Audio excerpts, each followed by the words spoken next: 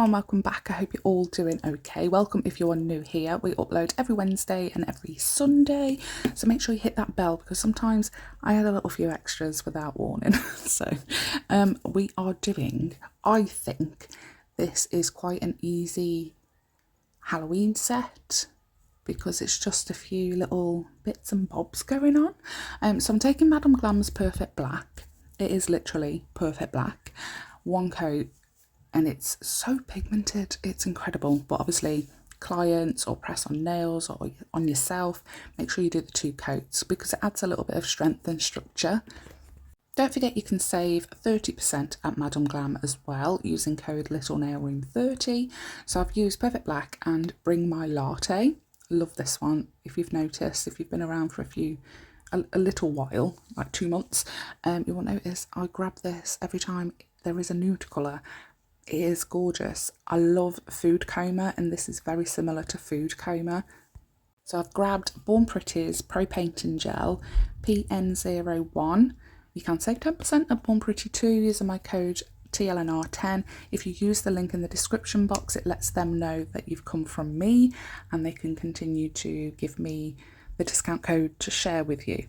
The Born Pretty one is also an affiliate, so I get like a percentage if someone uses that link and my code to buy something from Born Pretty, so that's always nice. So I'm doing a French on the index finger. So we've got the thumb, the middle and the pinky are 2 coats of black. Index ring nude with a black French, and then this is the pinky I'm going to use. Can you remember ages ago, if you've been around for a while, this red gel paint? I haven't been able to open it for so long. The lid had detached from like the inner pot, so every time I opened it, the inner tub kind of thing would still be there and I won't be able to get into the gel polish. So I use MAKARTT's nail glue, the liquid one that I supply with all of my press on orders, because it is literally the best press on nail glue ever. I've been testing it for like 2 years now. It is amazing. So I use that and I just spread it all over the inside of the lid, let it sit for, I think I gave it like 2 days, and then just tried to open it, and it opened and I'm able to use my red gel paint again. So I'm very, very happy because Christmas and Halloween, I need it. So the gel paints take 60 seconds to cure. The gel polishes used to take 30 seconds, but now they're taking 60 seconds. I'm not sure why. I think because they're so highly pigmented, and I think because people have different strength lamps and stuff. So when they were saying 30 seconds, that was like for using their lamp, because their lamp is incredible. And I think because they were getting complaints or something, I don't know, so they just increased it to 60 seconds just to be on the safe side. But the gel paints have no sticky inhibition layer. There's no need to top coat them. They can be put on top of like a finished nail if you've top coated it already or whatever, and you're like, you know what, I need to add a little bit of extra something. Grab a gel paint. The sparklier the better. I love the gold gel paints, the silver gel paints, the silver chrome gel paint. They've got so many different gel paints. How many times can you say gel paint in a video? No, but seriously, they are really good. So I've done a drip on the pinky coming from the cuticle area using the dotting tool and then a fine detail brush, and then on the index finger we've gone around the smile line and dripped from there. Just fill it all in. I'm going to try and upload a short every day in October. Most of them will be like a little accent nail idea for Halloween. With the odd occasion, it will just be a random video. But I like to do that in October and December because I love Halloween and Christmas. They're my favourite. I've just had a PR package delivered from Born Pretty, ready for Wednesday's video. So I'm going to be sitting at my desk all day today doing my own nails. I'm very excited. I haven't had nails on for like a week now, and it just feels weird. I just don't like it. I made some press-ons last week and I popped them on, but I didn't do any like cuticle prep or nail prep or anything. And it lasted so long, and I had to literally remove them myself because I only wanted them to last like a few days, but they just kept on sticking on, so I had to get rid of them. On the thumbnail, it's just the simple it, and I tried to wiggle my brush a little bit. Oh my god, this. So there's a reason why I don't wear gloves when I'm using this stuff, and you will see. I did weaken the strength of the gloves with acetone. I've been pumping the acetone quite a lot, and obviously the thumb and my index finger, the gloves got a little bit weak, so it wasn't all to do with the extension gel.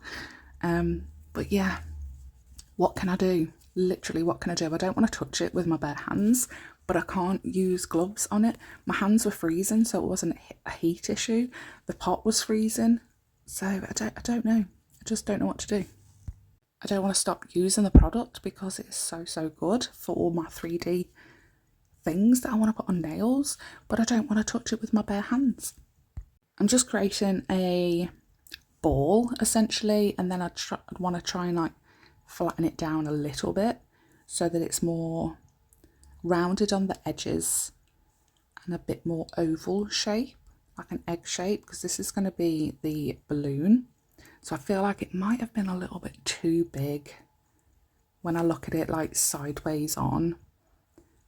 I think I could have gotten away with it being a little bit smaller. So I've popped that on. I've rounded out the edges a little bit with my finger, and then I've taken a smaller piece. That is way too big. A smaller piece, and I want to try and make like a cone shape, a rounded cone. And then the pointy bit will go and touch the bottom of the balloon for the little, where you fill it up, where you blow up the balloon. So I'm taking a silicone tool and a dotting tool, and I'm going to try and get that point nice and pointy. Flatten the edge a little bit, create the little opening, and then with the silicone tool again, I will do like ridges, like lines where it's all puckered because we've tied it up when you tie up a balloon. So even though that's a massive piece of gel, it only took 60 seconds to cure. Honestly, Madame Glam's Elio lamp, I've had a lot of lamps over the years. I paid £150, I think, for ℍ𝕀𝕊𝔼𝕻's nail lamp, and I used that religiously for so long. And I kept the Elio lamp. I think it was a free gift, and I kept it to one side, thinking that can be my backup lamp, or when I'm doing clients, I've got a lamp each.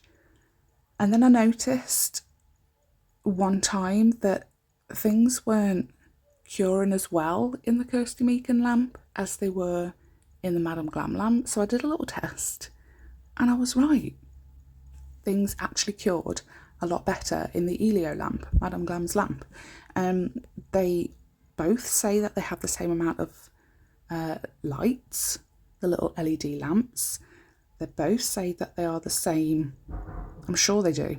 I've just had a look. They do not. So ℍ𝕀𝕊𝔼𝕻's is still amazing, 60 watts. It's got 42 lights, but Madame Glam's is 90 watt and it has 52 LED lights in it. There's me thinking they were identical. They are not.